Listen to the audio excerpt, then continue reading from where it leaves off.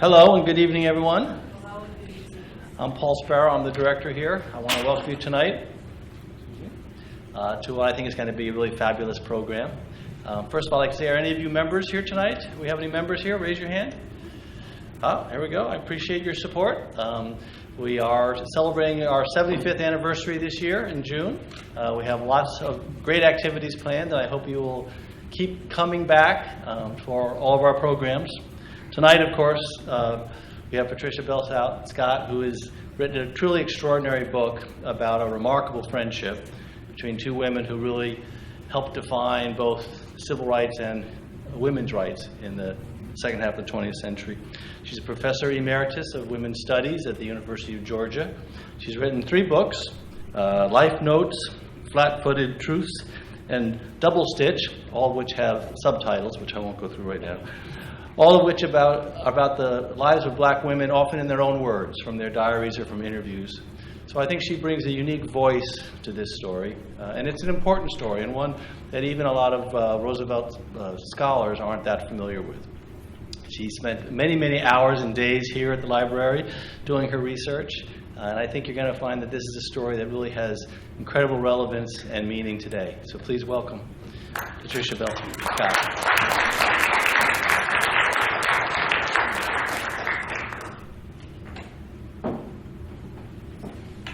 I want to thank you for coming. I'm coming to you from Athens, Georgia, and it feels chilly to me, but it may feel normal to you. But I'm so glad that you chose to spend this evening with us. And I also want to thank Cliff Lobby and Paul Sparrow for the invitation to speak and the warm welcome here. This is my first visit to the library. I did most of my primary research in the first 10 years of working on this book. And so coming to the Wallace Center and being here at the library now that everything is digitized is just tremendous. But I came when things weren't digitized, and it's just been really fun to be able, when I was doing the blind notes, the end notes, and working on the index, to be able to email one of the archivists and double check things, and that could be done quickly because of the digitization. Hyde Park is inspiring to me because coming here is inspiring to me because it was the backdrop of some important moments in this friendship between Pauli Murray and Eleanor Roosevelt. And I will share some of those memories tonight. But first, what I'd like to do is to tell you what I want to do. First of all, I want to talk a bit about Pauli Murray, because although most people know quite a bit about Eleanor Roosevelt, sometimes people don't know anything about Pauli Murray. If you know anything about her, would you please raise your hand? Okay, a few people. That's great. So I want to say a little bit about Pauli Murray first. Then I want to talk a little bit about how and why I came to write this book. And then I want to tell you a little bit about what I discovered in the process about the two of them and the friendship. And then I would like to share just a few of what I think are some of the most interesting moments in the friendship, and then we'll open it up for a question and answer. As I have been on book tour for the last 3 weeks, I'm frequently asked when they hear the title, that's interesting, and it's clear to me they know who Eleanor Roosevelt is, but they say, but then who is this Pauli Murray? And I like to respond with this, and that is that the Reverend Dr. Pauli Murray is, I would argue, one of the most important and least heralded figures in American civil and women's rights history. She was born November the 20th, 1910, to William and Agnes Murray. She was the 4th of 6 children. By the time she turned 13, both parents were dead. Her mother died from a cerebral hemorrhage, and her father was murdered in a mental hospital where he was a patient.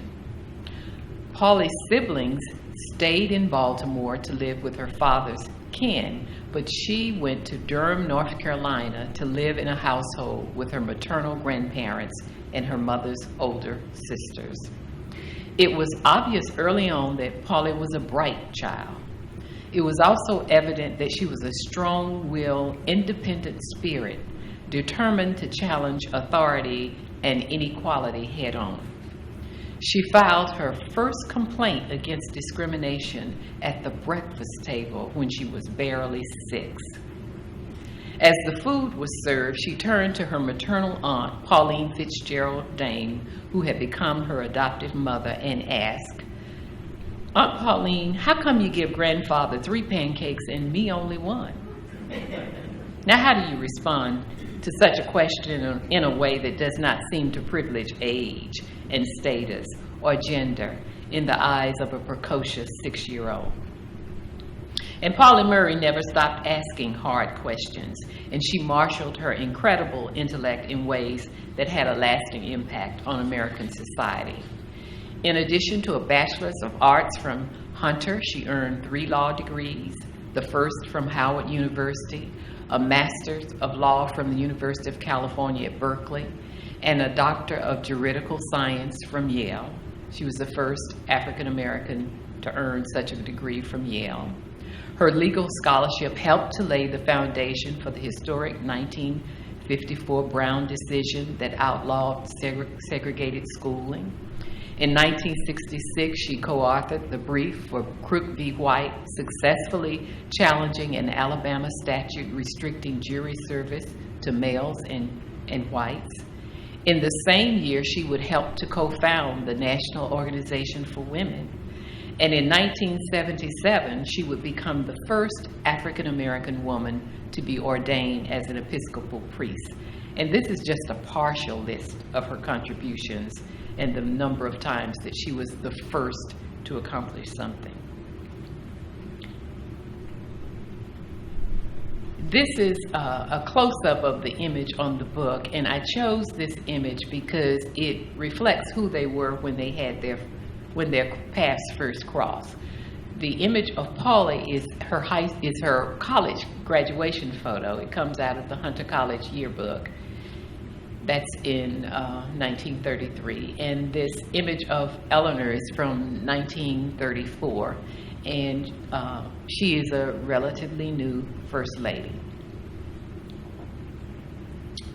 I'm often asked, well, how did you come to write this book? And I would have to say that the seed was planted 33 years ago in a letter that Pauli wrote to me that carried these words. You need to know some of the veterans of the battle whose shoulders you now stand on. Now, this letter was sprinkled with encouragement about the work I was doing in the founding of a journal. It was sprinkled with references to Eleanor Roosevelt and the work that she and Pauli had done together on the President's Commission on the Status of Women. Eleanor was appointed in 1961 to be the first chair of this commission, and Pauli was appointed to be a member of the subcommittee that focused on women's legal and civil rights. And she mentioned that.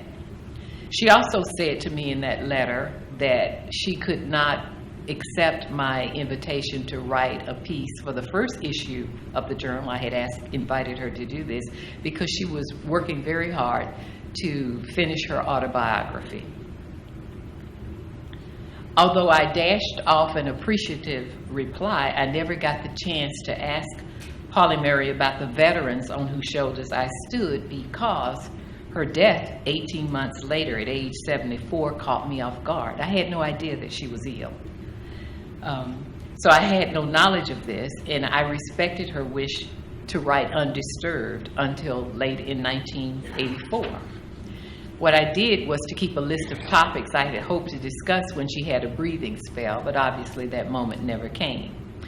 It was not until I read her autobiography, Song in a Weary Throat, which was published posthumously, and until I read a letter dated August 19, 1971, and that letter was to her friend, the historian Caroline Ware, in which she spoke of the notes she was making for a future biographer whose work would probably not be published in her lifetime. Did I sense the full significance of her reference to Eleanor Roosevelt in her letter to me? I felt a haunting presence, as if Pauli were hovering near my writing desk, when I read that she had envisioned a biography that began with her friendship with Mrs. R. That I had responded to this wish made long before I could have imagined this book confirmed my instinct that her letter to me was more than coincidence. I would sense Pauli's presence again during conversations with her close friends and on pilgrimages to sites that were the backdrop of important moments in their friendship, like to Val-Kill.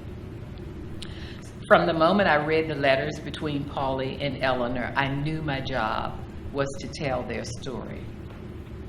I wanted to know what drew this woman, who was the granddaughter of a mixed-race slave reared in North Carolina, and a native New Yorker whose ancestry entitled her to membership in the Daughters of the American Revolution, together. I wanted to know what brought them together. I wanted to understand the nature of this unlikely friendship. I wanted to know how it changed over time. And I wondered what individual needs the relationship satisfied. How were they changed by it? And what significance it had for the cause of social justice. My first discovery was that they had very much in common, despite the difference in family origin and the fact that Pauli was 26 years junior to Eleanor. They shared the same given name, Anna, which neither preferred or used. Both lost their parents as children and were raised by elderly kin. They were sensitive, compassionate, and lifelong Episcopalians. They had inquiring minds. They were voracious readers. They loved poetry, and they loved to write. They had phenomenal energy, yet they were not immune to low spirits or anxiety. They were innately shy, but learned to be outspoken. Their well-being required meaningful work, physical activity, and the company of cherished friends, which included their dogs. Eleanor had a preference for Scottish Terriers, as did FDR, and Pauli had a preference for mutts and strays. I learned that their friendship began in earnest in 1938 as a confrontation in words, fueled by Pauli's desire for dramatic social change and the First Lady's obligation to the measured approach Franklin Roosevelt's administration took on the question of civil rights. They addressed their earliest letters to Mrs. Roosevelt and Miss Murray. Eleanor eventually adopted the use of Pauli, but Pauli, who came to regard the First Lady as a maternal figure, could never bring herself to use Eleanor as invited. The First Lady would always be Mrs. Roosevelt, Mrs. R, or occasionally Mrs. Rovell, a nickname Pauli created by shortening the name Roosevelt. Of the more than 300 letters and notes they exchanged, Eleanor Roosevelt's were concise and usually typed, for which Murray must have been grateful, given the First Lady's hard-to-read handwriting. I don't know if any of you have seen her handwriting, but it's a task sometimes trying to figure it out. Pauli, who was at her best hashing out thoughts and feelings on paper, invariably wrote longer missives. Their initial face-to-face discussions focused on labor and civil rights and took place at the First Lady's New York City apartment and the White House. After Franklin Roosevelt's death, the issues and settings for their conversations expanded. They drew closer over time, grounded by the needs they satisfied in each other. Pauli had a need to speak out and feel heard. Eleanor had a need to respond and make a difference. They helped each other see possibilities beyond their immediate vision, and this broadened view impacted the causes they served. Pauli, who never voted for Franklin Roosevelt or trusted the two-party system, became a registered voting Democrat by the end of her life. Eleanor, who once cautioned Murray against disobeying segregation laws, progressed from sharing Pauli's sentiments with My Day readers, Franklin Roosevelt, and other opinion makers to defying threats against her own life when she publicly aligned herself with civil rights activists in the early 60s. The friendship between Pauli and Eleanor came to be characterized by honesty, trust, empathy, mutual respect, acceptance, a commitment to hearing the other's point of view, pleasure in each other's company, and the ability to pick up where they left off, irrespective of the miles that had separated them or the time lapse.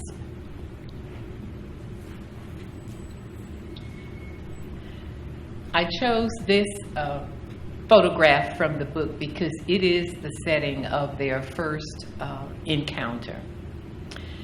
Their paths first crossed at Camp Tera, and here is Eleanor exiting a cabin 8 days after the camp opened. And behind her is the camp's business manager, Jesse Mills. Camp Tera, so named for the Temporary Employment Relief Administration, was the first government-sponsored residential facility for unemployed women. It was a pet project of Eleanor Roosevelt, who wanted desperately to help women during the Depression. It was her parallel to the CCC camps, which were the camps for men who were unemployed, and they worked primarily in forestry and beautification projects. The camp had been in operation for a year when Pauli stepped off the boat that brought recruits up the Hudson River from New York City. She was suffering from poor nutrition, respiratory problems, and exhaustion. Pauli was sitting in the hallway outside the Commons at Camp Tera when Eleanor Roosevelt made a dramatic entrance. Pauli would never forget this. Eleanor drove up in a convertible coupe in the fall of 1934, and on the passenger side sat the First Lady's private secretary, Malvina Tommy Thompson, and in back was a man whom Pauli took to be a Secret Service agent. My research seems to suggest that it wasn't a Secret Service agent because Eleanor really disliked having Secret Service agents. She always tried to get away from them, and she tried to insist that they not come. It was probably either Malvina Thompson's husband or it was Eleanor Roosevelt's friend, Earl Miller. Although Pauli would be in residency at Camp Tera for only 3.5 months, it was an idyllic respite. Here, Pauli could choose from hiking, swimming, canoeing, relay racing, and horseback riding. She could participate in dramatic skits, discussion groups, and song fests. She could enjoy an assortment of ball games, arts, crafts, and dance classes.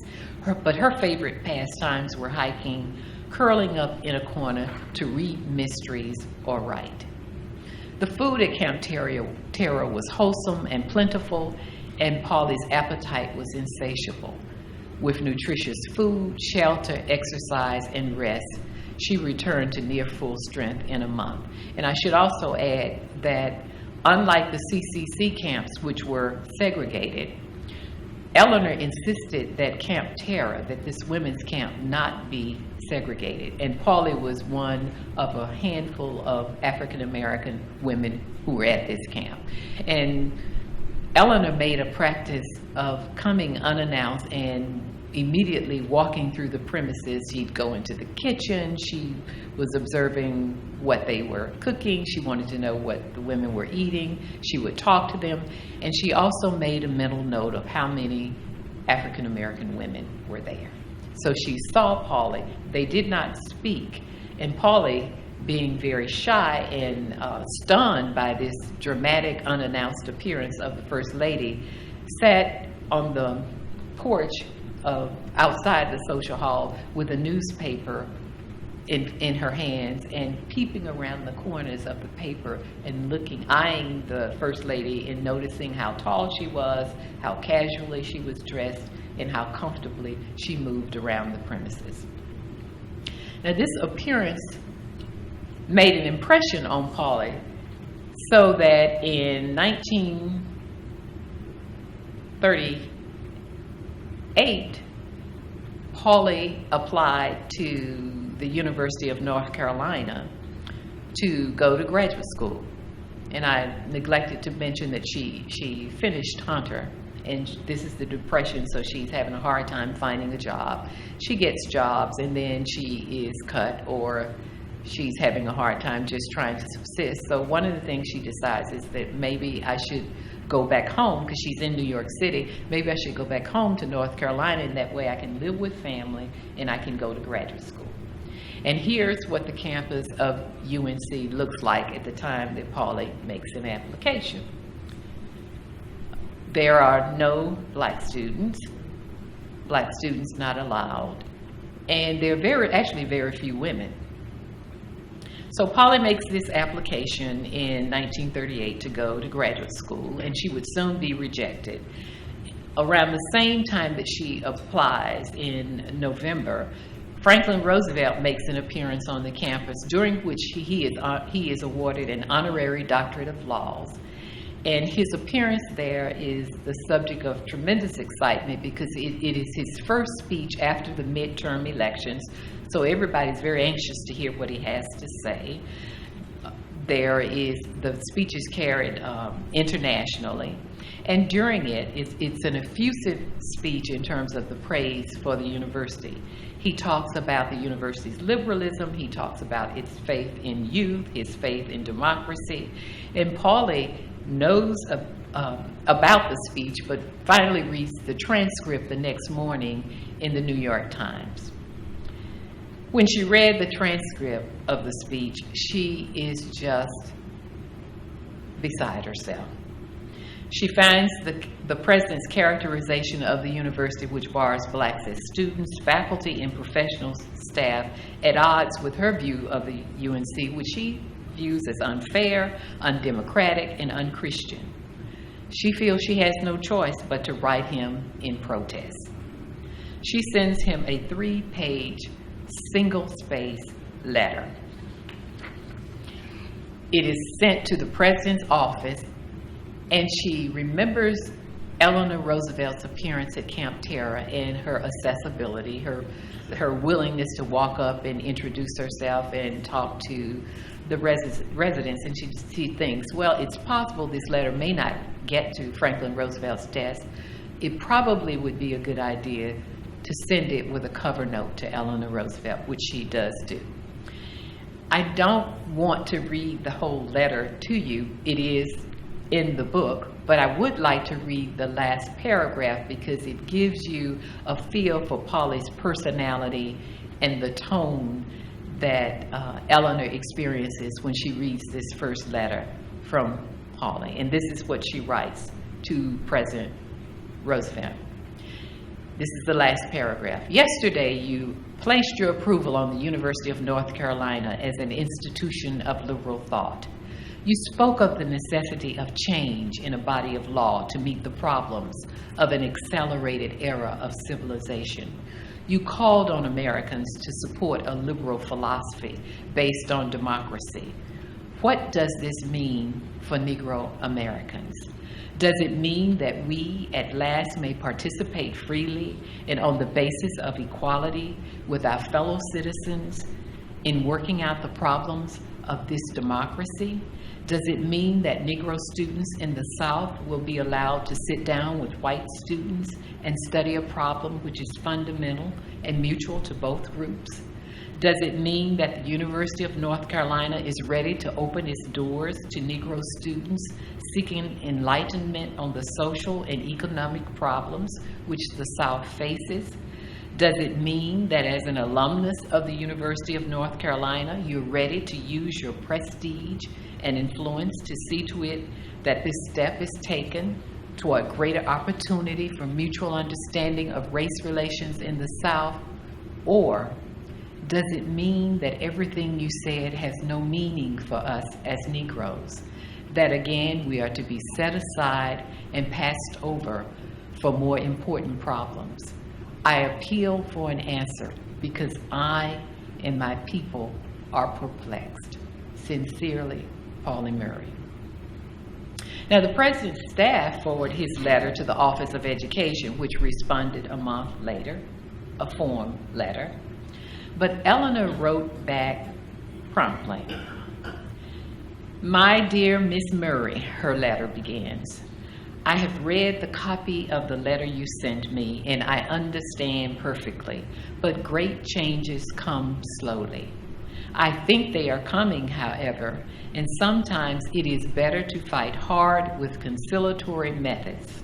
The South is changing, but don't push too fast. There's a great change in youth, for instance, and that is a hopeful sign. Very sincerely, Eleanor Roosevelt. Now, while the First Lady's plea for patience was not an answer Pauli Murray could accept, she was grateful that Eleanor Roosevelt answered under her own personal signature as opposed to sending a form letter. The contrasting tone in their exchange, Pauli Murray, the impatient youth, and Eleanor Roosevelt, the cautious elder, symbolized the tension at the beginning of their friendship. Eleanor was taken by Pauli's passionate letter, and she also had a connection to the University of North Carolina. She was a friend of the university's president, Frank Porter Graham, who was there on the far right. He was a fellow progressive and liberal, and she had been to that campus several times, and they worked together in the Southern Conference on Human Welfare. And there she is on campus at the University of North Carolina with Frank Porter Graham. And the other person walking with them is Lewis Harris, who would make his name as a presidential poster and founder of the Harris Poll. Lewis Harris was a cub reporter and a student on campus, and he covered the debate that ensued over whether or not Pauli should be admitted. And no surprise to you, of course, she was not admitted.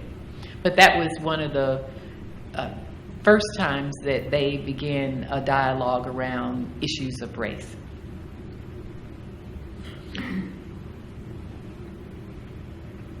A turning point in this, one of the first turning points in this friendship took place between 1940 and 42, when Pauli Murray took the job as field secretary for the campaign to save the life of Odell Waller. Waller was a 23-year-old black sharecropper from Virginia who shot his white landlord and employer, Oscar Davis, in a dispute over a wheat crop they jointly owned. Waller, who admitted that he had shot Davis, but that he believed he had shot the man in self-defense, was convicted of first-degree murder and sentenced to death by an all-white jury of men who had paid the poll tax. This case was fraught with numerous problems. A judge who made statements implying that Waller was guilty in the presence of the jury, coaching of the prosecution witnesses, suppression of evidence that indicated that Oscar Davis did indeed have a violent temper, that he regularly carried a gun and used it in other cases. But the most important error was made by Waller's first attorney, who did not document the poll tax status of the jury and of Waller. And this evidence, had it been presented, would have been proof that Waller was not tried by a jury of his peers. Because this error was foundational to Waller's first-degree murder conviction, Pauli and Waller's defense would always believe that he was executed because of a technicality, essentially an error of his attorney, who, working alone in the early stages, did not have time or resources to gather the evidence. From November of 1940 through July of 1942, when Waller was executed, Pauli maintained a running letter-writing campaign with two people. Odell Waller, mostly to keep him informed and to keep his spirits up, and to Eleanor Roosevelt. And with Eleanor, the hope was that she would act, and act she did. Eleanor Roosevelt shared Pauli's view of the case with opinion makers, her husband, newspaper people, She pushed Franklin Roosevelt to write a letter to the governor of Virginia urging clemency, which he did do. Shortly before Waller was executed, Eleanor went to Virginia ostensibly to speak to a veterans group. She did do that, but she also requested and got a private audience with the governor of Virginia, in which she made a personal appeal for clemency. And perhaps the action that made the greatest impression on Pauli was her efforts on the night before Waller was to be executed, was her efforts to reach Franklin Roosevelt, who's actually here in Hyde Park. This is wartime. And the president's whereabouts are top secret. You don't know where the president is, though Eleanor knew. But Pauli and this delegation, which went to Washington to lobby the president, they had hoped to get an audience with the president, did not know that he was actually in Hyde Park. But Eleanor was calling him repeatedly, trying to reach him. And Harry Hopkins was the go-between who kept telling Eleanor that the president was busy and unavailable. And finally, because it was irritating Franklin so much that she kept calling, he finally agreed to take the phone call, and he told her that there was nothing he could do, that this was a matter of law and not of the heart, and he said that he thought that she should say no more about it. Pauli was with the delegation at the NAACP headquarters when Eleanor finally called to tell them that she had appealed to finally reach the president, and he was not going to intervene. They had hoped that what the president would do was to call for a commission of inquiry. And what Pauli heard made a real impression on her, in that Eleanor's, you could hear tears in her voice. Her voice broke, it was trembling, and she said, "I have done everything I can possibly do. I have interrupted the president several times. If I push any more, it's clear that he will be extremely disappointed and irritated with me." She had pushed him to the limit. Waller was executed, and both Pauli and Eleanor were devastated. And it seems to me, I make the argument in the book, that the friendship began to move beyond the point of being political allies to one of genuine friendship, because at this point, Pauli realized that Eleanor was for real. Pauli had also wanted to be a writer, but the injustices she saw kept drawing her into activism. And she thought that if I'm going to be an activist, I need to have good weapons. And she viewed the law as having the skills of a good attorney, a civil rights attorney, as the best weapon. So she enrolled in law school at Howard University in the fall of 1941. So for the first time, what it means is that Pauli and Eleanor are in the same city. Pauli's in law school at Howard, and Eleanor is in the White House. During her first semester, the Japanese bombed Pearl Harbor.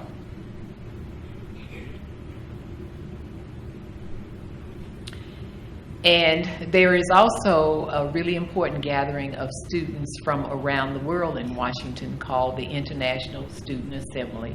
And Eleanor is very involved with this group. She is one of the co-hosts of one of the major conferences that happens in Washington. In fact, she has a picnic for the group on the White House lawn. And Pauli, being the young, impatient, radical she is involved with this group of, these are students from Howard University, but there were also white progressives from other institutions. Lewis Harris, whom we saw earlier, is in this group, who want to put forth resolutions at the conference, raising questions about the behavior of the Allies in other parts of the world. They're concerned about what's happening in India. They're concerned about Russian occupation in what was in Lithuania. And Eleanor's really trying to convince them not to raise these issues. They are very afraid that it will upset the Allies, that the students from those countries will leave. And those resolutions that Pauli and her cohorts developed sound so much like some of the resolutions we see Eleanor marshaling and helping to co-author in the UN years later. So if you read that language, it sounds so familiar, but they are raising issues of human rights at this international conference. This is, as I said, wartime, and by the summer of 1943, the racial situation has become a powder keg, with tension over discrimination in the defense industry and segregation in the military. Franklin Roosevelt's advisors believe that it's best to extricate the outspoken First Lady from the domestic scene, so she is allowed to go on several goodwill tours. She had been asking to go. She wanted to go visit the troops, and she is allowed to go because there are riots, there are disturbances. She saw hundreds of thousands of armed service members, and she made a point to visit the black troops.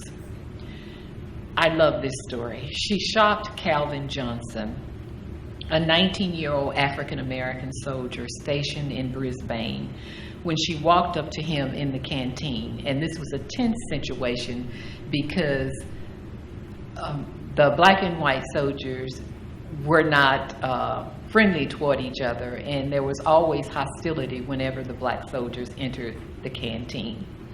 And so here's Calvin Johnson standing on one side of the canteen alone, and in walks the First Lady. She walks up to Calvin Johnson and she asks him if she could taste his ice cream. While Johnson stood there staring with his mouth hanging open, not knowing what to do, Eleanor gently took his cone and bit it. And then she gave it back to him. Her friendliness eased his loneliness and blunted the animosity of his fellow white soldiers. Years later, he would still remember that moment and say, Mrs. Roosevelt made me feel like a man again. I will never forget her. There are stories like that of people who had encounters with her. Here's a photograph of Eleanor pinning the Soldier's Medal on Private Sam Morris. Morris had rescued several people trapped in a burning packing plant. And this is actually in Seattle, Washington. But she took great care and made a point to show kindness to the soldiers. And I'm sure you've heard about her work on behalf of the Tuskegee Airmen, going up in a plane with a black pilot and taking that photograph back to Franklin, and that photograph being released to the press to prove that blacks could actually fly planes. So she was very supportive of blacks in the armed forces. Pauli graduated at the top of her class in 1944, and on graduation day, Eleanor sent a bouquet of flowers, which they put up on the podium so that all of the graduates could see it and feel the First Lady's presence. And Pauli had applied to Harvard, as her male classmates had done. Those who had graduated at the top of the class all went to Harvard. Half the professors at Howard University, this is the top African-American university in the country at the time, and top university African-American law school, half those professors were Harvard graduates. They expected her or hoped that she would be able to go, though they wondered whether it could happen. And unlike the UNC where she was rejected because she was black, can you imagine why she was rejected this time? Because she was a woman. She could not go, though she made an appeal, she mounted an appeal, and her professors sort of steered clear of that because, you know, they had mentors and advisors there. The only person who said to her, I loved your appeal, and encouraged her was Eleanor. Her family didn't encourage it because they were really concerned about what might be the consequences. So Pauli goes to the University of California, Berkeley, from which she earns a Master's of Law.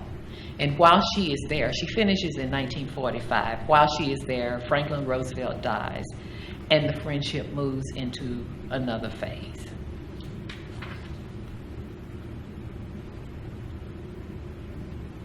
I forgot to say, this is Pauli's graduation This is her graduation class. She's the only woman in the class. You see, there are no women on the faculty at Howard. She graduates at the top of her class. But Harvard refuses her because she's a woman. Okay. Here we see that the friendship has moved to another level. A level in which Eleanor, not only is she embracing Pauli, she embraces Pauli's family. This is one of Pauli's favorite photographs, and it is blurred because Pauli is the photographer, and she's so excited she's trembling. She can't keep the camera still. And of course, that's Eleanor in the middle. On the left is Aunt Sally, Pauli's Aunt Sally, and on the right is Aunt Pauline Fitzgerald-Dane, who is Pauli's adoptive mother. And this is the first major visit of Pauli's family to Val-Kill. There will be other family gatherings at Val-Kill. And I'd like to talk about a really important visit to Val-Kill. It is during the fall, it's October of 1954, and it is during one of the most intense hurricanes of the past century. It was Hurricane Hazel. And I want to say a little bit about this. Pauli had had thyroid surgery and she was trying to recover. She was having a difficult time just feeling calm and gathering her thoughts. And she thought, if I go up to the country, maybe I might be able to settle down and just really relax. And so she asked Eleanor if she could come up, and Eleanor said sure. And Eleanor also told her that if she liked, she could bring her niece, Bonnie, who had always wanted to meet Eleanor and had not met Eleanor. So on Friday, October the 15th, 1954, at 5 o'clock in the afternoon, Pauli and this niece, Bonnie, met Eleanor Roosevelt at her New York apartment for the drive up to Hyde Park. The first reports of Hurricane Hazel had come the day before Haiti, where a curtain of wind and rain had killed hundreds. From there, Hazel made her way up the Atlantic seaboard of the U.S., uprooting trees, toppling houses, breaking power lines, and blowing debris along transportation routes.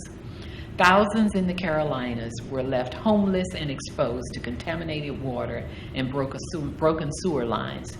In Virginia, a battleship washed ashore in the James River. In the District of Columbia, the Potomac overflowed. And at Mount Vernon, George Washington's estate, a century-old pecan tree was destroyed. In Delaware, a woman was hurled to her death in front of a trolley car. By the time Hazel reached New York, her wind gusts averaged 100 miles per hour. A Brooklyn couple stepped on a live wire and perished. A 19-year-old girl riding the Staten Island ferry vanished after a wave swept over its front lower deck. Now, would you want to get out in this? This is what happened in Pennsylvania. This is the power of Hurricane Hazel. And let me show you what the skyline looked like in New York City. This is the skyline. Eleanor Roosevelt seemed unconcerned about Hazel's havoc and the Weather Bureau's warning of hazardous conditions. She napped in the front seat while her driver, William White, sped along the parkways trying to outrun the storm. Pauli and Bonnie crouched together in the back seat, terrified. When they reached Val-Kill, there was no electricity or water. Unruffled by this inconvenience, Eleanor guided her guests to their upstairs bedroom by candlelight. Before Pauli and Bonnie could unpack, Eleanor called out, "Hurry up, put your things down. We have an engagement at Bard College and we don't want to keep them waiting." Eleanor had promised the students she would read to them from her favorite works. Bard was over an hour away under normal conditions, yet she fully intended to keep her commitment. Eleanor and her guests took off, with the driver navigating the car through small streams and around fallen branches. At times, the wind and the rain made it difficult for them to see more than a few feet ahead. At the college, they found an upended tree blocking the entrance, so they abandoned the car and trudged to the meeting hall by foot. The students, having assumed that Eleanor would not come in such a storm, were surprised when she and her party arrived. She quickly took a spot on the floor in front of the burning fireplace with the students and her guests around her. She read excerpts from Winnie the Pooh, T.S. Eliot, and James Stephens. Her calm manner gave no hint of the danger she and her companions had braved to get there. Her reading so dazzled Pauli that she concluded that the tortuous journey had been worth this moment. The next morning, Pauli and Bunny were roused by a knock at their bedroom door and the appearance of a pink-faced apparition framed by a towel turban head. It was Eleanor, offering a practical suggestion. There's a swimming pool around by John's house and nobody uses it this time of year, she said. I just came back. I took my soap and towel down with me, rubbed myself all over with the soap, looked up and down the road to see that nobody was coming, and I just went right down in the pool and took my bath. If you hurry, you could do the same. Just be sure nobody's looking. Pauli and her niece were incredulous. What would happen if the neighbors, who included the Vanderbilts and the Morgenthals, saw two unfamiliar black women bathing in the Roosevelt family pool? Too shamefaced to admit how nervous Eleanor's proposal made them, Pauli and Bunny donned their robes, gathered soap and towels, and creeped toward the pool. Their hope of going unnoticed was dashed when Eleanor's daughter-in-law, Anne, came out and stared at them in utter bewilderment. They explained that they were following Eleanor Roosevelt's instructions, whereupon Anne led them to the pool and the family's large dog happily joined them. No sooner than they had dipped their toes into the water than they spotted a delivery truck coming towards them. They scurried back to the cottage and were relieved to find the lights and hot water restored.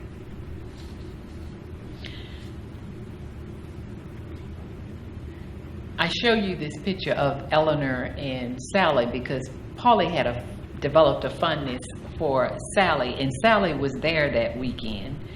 And the next morning when they were having breakfast, Sally loved telling the story of looking out of the window and seeing her grandmother bathed in the family swimming pool, and Anne, the daughter-in-law, loved telling how she saw these strangers wandering around in the backyard in their bathrobe. Pauli would never forget what a wonderful weekend it was, but this image of Eleanor being fearless in the face of this storm, having such compassion and devotion to the students that she braved this storm to keep a promise that she had made to them, and her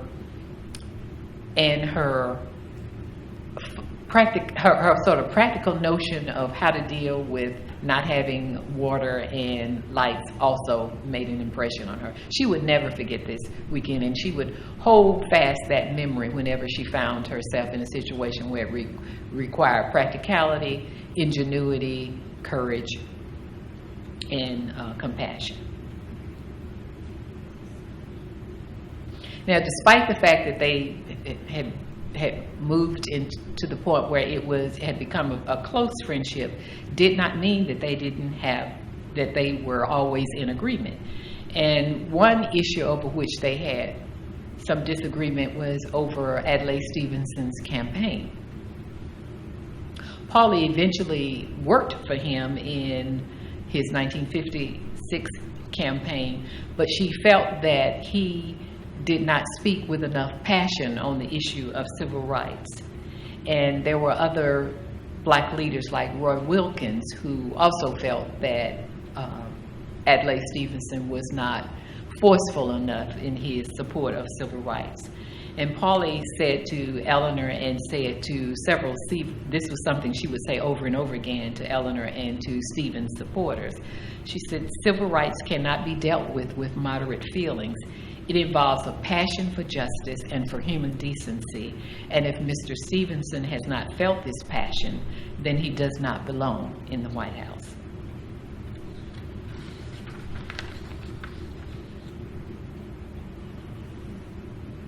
Here is Pauli on the release of her family memoir, Proud Shoes, which if you have not read, I urge you to read.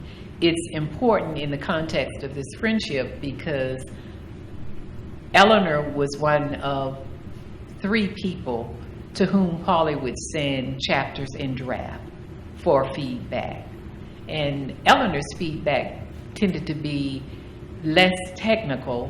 Pauli would send the chapters to Lydian Smith, who made more technical kinds of suggestions, but Eleanor's tended to be more general, but also along more emotional lines. She would say things like, "This is very stirring."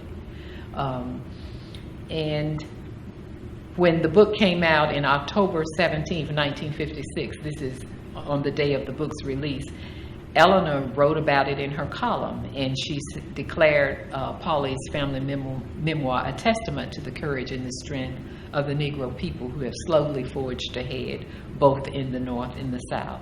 So she was very supportive of Pauli's efforts to write, even though Pauli was earning her living primarily during this time as a lawyer. And remember, I'm compressing 28 years of a friendship into 35 minutes, I hope, if I haven't spoken longer than that. Here is Eleanor with John F. Kennedy. This is the President's Commission, the first meeting of the President's Commission on the Status of Women. And Eleanor is beginning to fail in her health, but she agrees to take this assignment.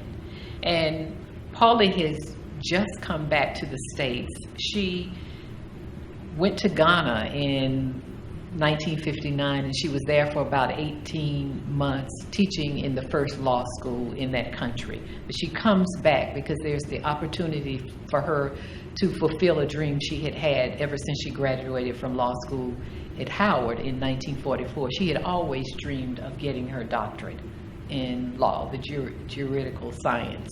And she met a professor who was touring the continent and talking about American jurisprudence, who was on the faculty at Yale, and he invited her to come back and pursue her doctorate there. So she came back, and she agreed to be on the subcommittee for this President's Commission on the Status of Women.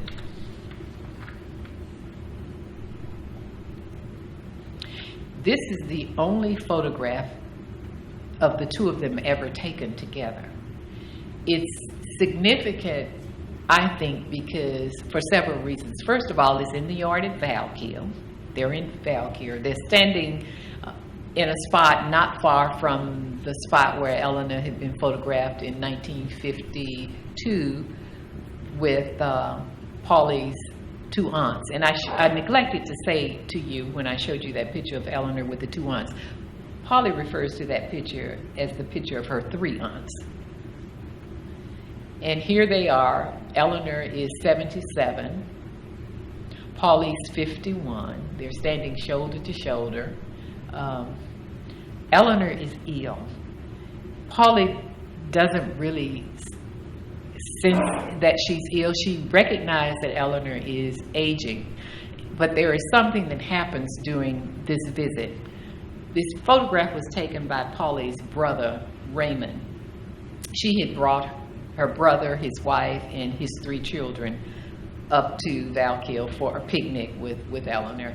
And during the time that they're there, Eleanor takes a seat and asks Pauli to bring her a glass of lemonade if she's going in the direction of going inside and where they have the beverages. And Pauli's very happy to do this because typically Eleanor is always the one who's standing and serving plates. What Pauli doesn't know is that because Eleanor's also suffering from anemia and really the recurrence of tuberculosis, is that she has very serious fatigue, and once she sits down, it's really hard for her to get up. And Pauli recognizes this later, but at this moment she doesn't know it. But here they are standing shoulder to shoulder, and you think about the young girl who at 23 met Eleanor not very far from this place in Bear Mountain at Camp Tera. So here they are. Eleanor dies in November, a few months later, November the 7th, and Pauli is among those invited to the burial rites in the Rose Garden. Here Pauli is at age 57, first African American graduating with a doctorate in the science of law from Yale. And as I was explaining to Cliff and Paul early, I think I said this to them, that the first version of this book stopped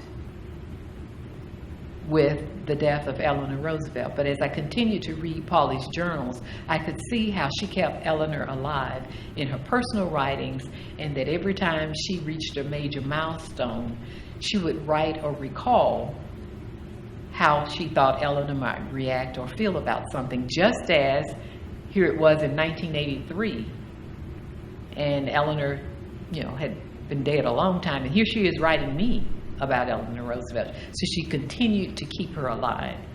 And so here she is graduating from Yale, and Eleanor, as I said, was the only person who encouraged her to try to appeal with Harvard when they refused to allow her to go. Here's Pauli at Brandeis. She's age 59, and this appointment at Brandeis is important for several reasons. First of all, this is another first. She's the first full-time African American hired on the faculty at Brandeis. But this appointment is important because there's a connection to Eleanor Roosevelt, which meant a lot to Pauli. Eleanor was very close to the school, had taught there, had been a benefactor, been closely involved in the early days of the school's founding, so that being the first African American faculty member meant a lot to her, and she felt, again, she was carrying forth Eleanor Roosevelt's legacy. Here she is at age 67 at her ordination, and during her training, she also got a Master's of Divinity from the General Theological Seminary in New York. And when you read her notes and her journals about this path to the priesthood, again, she's recalling what she thinks Eleanor might think, or something that Eleanor had said, because they share the same faith. They are both lifelong Episcopalians. On the morning of her ordination, she's thinking about Eleanor, and when she preaches one of her first sermons down at the church, the Chapel of the Cross down at North Carolina, in a church where her grandmother, who was a slave, was baptized, in the book, in the Bible that she's carrying, is the ribbon from the bouquet that Eleanor sent her on her graduation day at Howard. So Eleanor is there symbolically in the little crushed or dried flower bookmark that she has.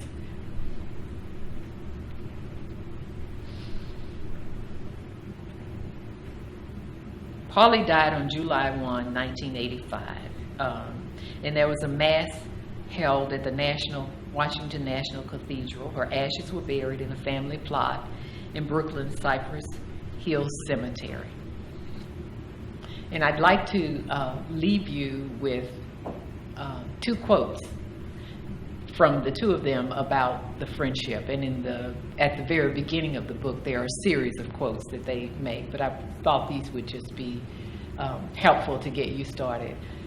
Pauli said this at a conference on Eleanor Roosevelt. For me, becoming friends with Mrs. Roosevelt was a slow, painful process marked by sharp exchanges of correspondence, often anger on my side and exasperation on her side, and a gradual development of mutual admiration and respect. And then Eleanor said, one of my finest young friends is a charming woman lawyer Pauli Murray, who has been quite a firebrand at times, but of whom I am very fond. I'd like to stop now and entertain questions.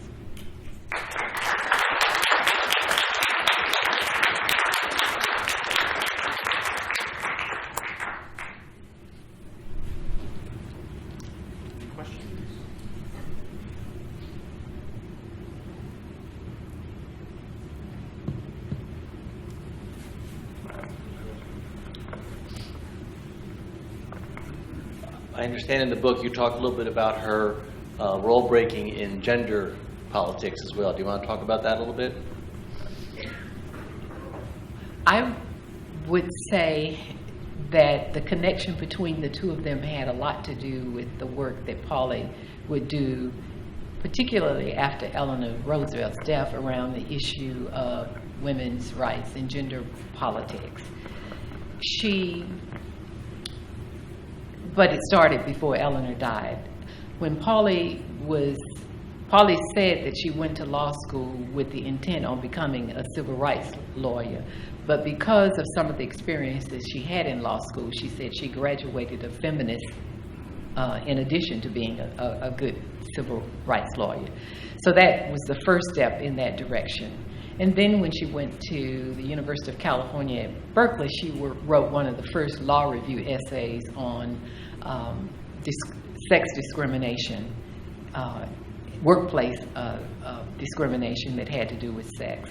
But what was, I think, pivotal, really important, was when she joined the Commission on the Status of Women and was assigned to this committee on women's legal and civil rights. And one of the hot button issues at the time was the Equal Rights Amendment.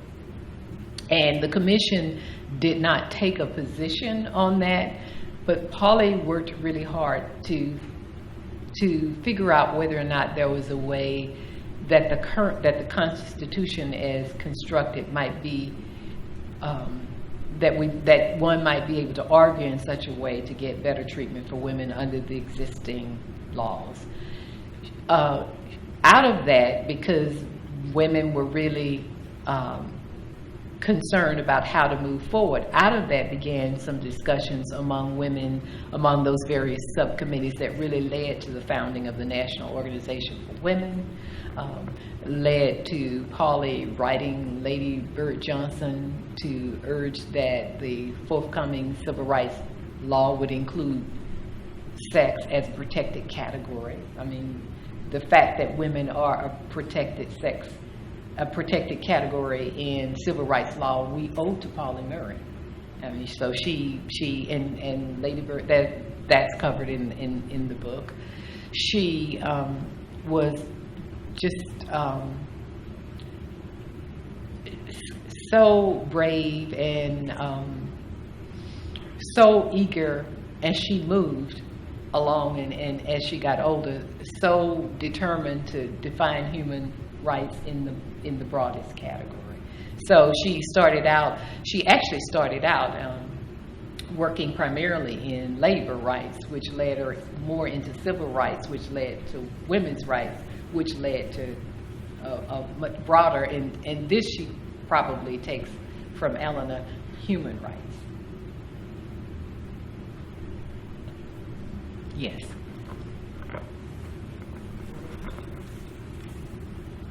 You mentioned early on that Pauli was working on the issue of women's service on juries. Yes.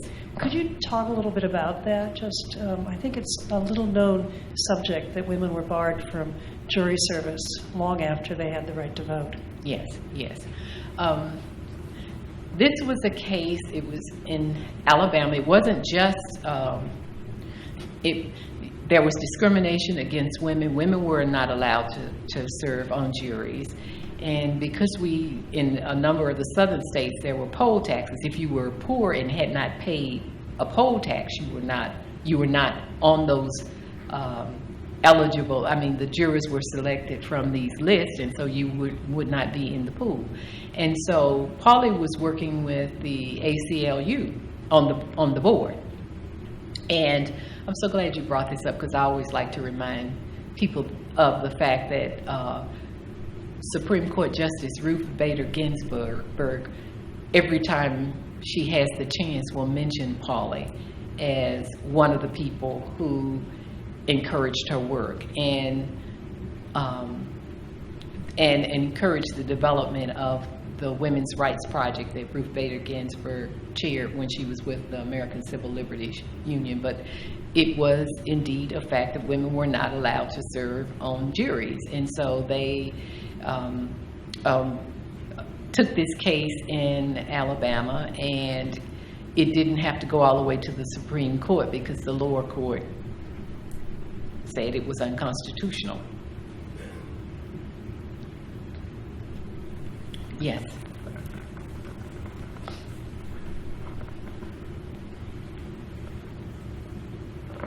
First of all, I'd like to just thank you for an outstanding presentation on historicism. My question is, for those of us of a certain generation, we grew up with the history of Eleanor Roosevelt and Dr. Mary McLeod Bethune, for whom you had a number of photographs. In your research for this particular project, would you dare to make a comparison or share that with us, if you would? Yes, yes. I'm glad you brought that up. Mary McLeod Bethune and Eleanor Roosevelt had a significant friendship. What's interesting is that Mary McLeod Bethune began as Eleanor met her as a result of Mrs. Bethune coming to a club meeting at the home of Sarah Roosevelt. So they had a friendly relationship, and the two of them became friends, Eleanor and Mary McLeod Bethune. And Eleanor credits her friendship with Mary McLeod Bethune as helping to get her beyond her reservations or hesitancy toward truly embracing someone who was different. I think there's a passage, I can't remember if it's in her autobiography, where she says that when she got to the point that when she embraced Mary McLeod Bethune, she kissed her and she felt that that she really did embrace her as an equal, as a peer, and they had a really important relationship. Now, what is key and what makes this relationship different, when I say this one, I mean the relationship with Pauli different, is that Mary McLeod Bethune and Eleanor Roosevelt are peers, age peers. Pauli is this young upstart. Mary McLeod Bethune is also an establishment political leader. She is president of Bethune-Cookman College, so she's a black college president. She's president of the National Council of Negro Women. She's had been president of the National Association of Colored Women's Clubs. This is heavy-duty black leadership, and even though she was born in dire poverty, by the time she and Eleanor become friends, she is solidly middle class, black middle class. Pauli is this young upstart who speaks primarily for herself, unlike Mary McLeod Bethune, who can deliver votes because she is that kind of leader. I mean, when she speaks, she's speaking for tens of thousands because of who she is. Pauli's speaking for Pauli. She can't deliver votes.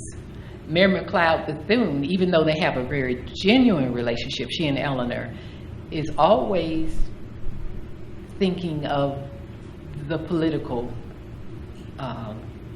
angle.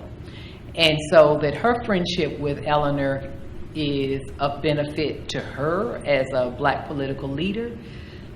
This friendship is also of benefit to Eleanor and Franklin, particularly when it comes to the elections, because they want to make sure that that somebody delivers those votes, or can make sure that the message gets to the black masses. And these are well-connected people.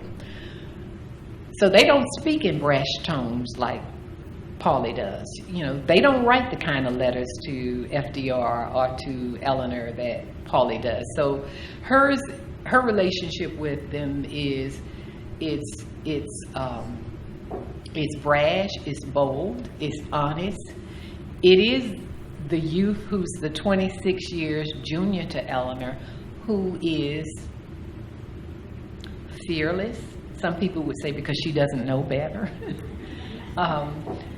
And Mrs. Bethune is always thinking of, and Walter White. I mean, it's not just Bethune with whom Eleanor has a good relationship. She's also very good friends with Walter White.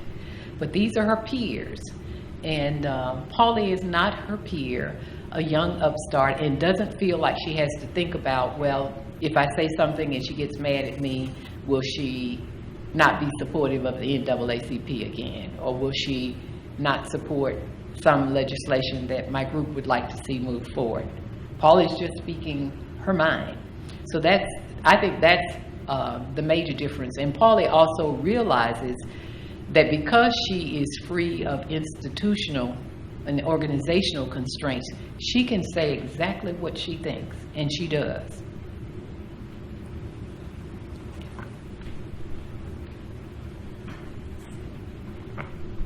I'm curious as to what led Pauli to the priesthood.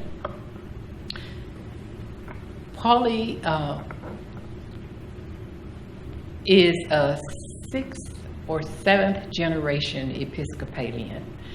So her religious background is long-standing. It's interesting when I interviewed a lot of some of her oldest close friends, many of them were surprised that she chose the priesthood. I guess I was not, because in reading the personal writings, the journals and the diaries, could see her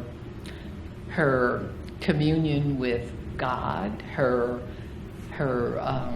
references to the scripture in some of the letters that she wrote to Odell Waller, the young black sharecropper. She was quoting scripture and speaking in spiritual terms about him, to him. She was a member of the fellowship of the FOR, the Fellowship of, thank you. And she was a conscientious objector. There was always this spiritual component. I think that the combination of losing so many dear ones close to the same time. I mean, like Eleanor was the last of the aunts to die. The others died in the 50s. One died maybe like in 54. One died right before Proud Shoes was born in 56, and then Eleanor died in 62, and then Pauli's life partner died in 73. And as she was getting older, I mean, what the social psychologists tell us is that most of us become a little more spiritual and move toward religiosity a little bit more as we get older. So that was coming, but the priesthood was something that she, in her journal, said that she had fought against. She felt called long before she did it, and she finally surrendered to it in 73. So it didn't just come out of nowhere, but it was something that she was really trying to resist. And what that meant was it was another battle for her, because she couldn't go to North Carolina because she was black. She couldn't go to Harvard because she was a woman.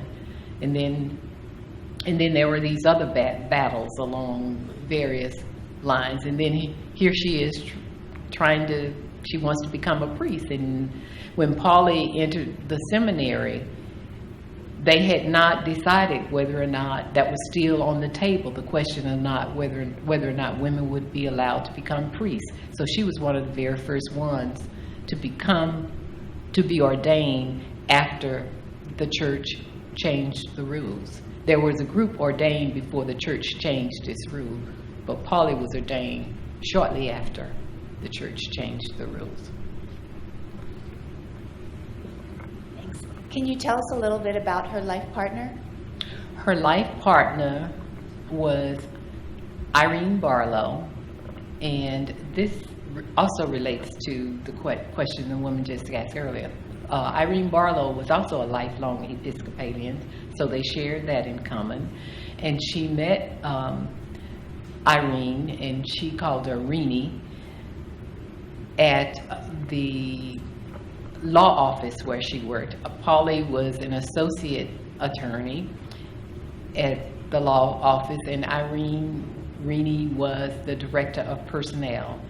And they had a partnership. They never lived together, but they had a partnership that lasted from 1957 to when Renee died, which was 1973. Very intelligent person, devout Episcopalian, was born in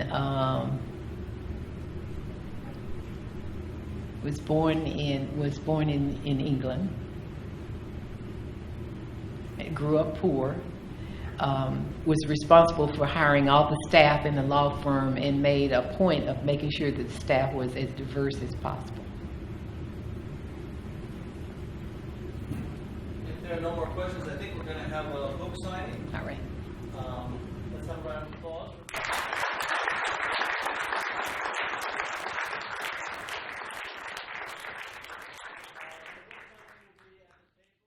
I, Franklin Delano Roosevelt. The only thing we